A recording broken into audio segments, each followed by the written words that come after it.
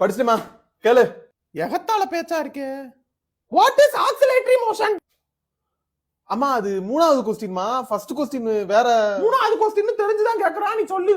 ஆக்சிலேட்டரி motion is ஆமா ஆமா starting ஒரே ஒரு வார்த்தை மட்டும் சொல்லுமா, மிச்சதெல்லாம் சொல்லிடுறேன் ப்ளீஸ்மா.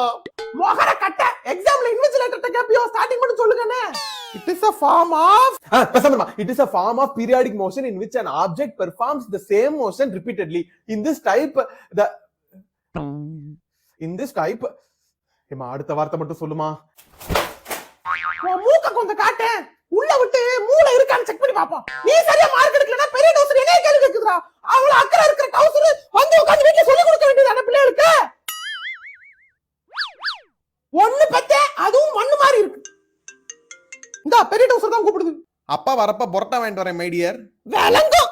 பிறந்ததா முட்டை கோசம் நினைச்சா வாச்சது முத்துன கோசா இருக்கு.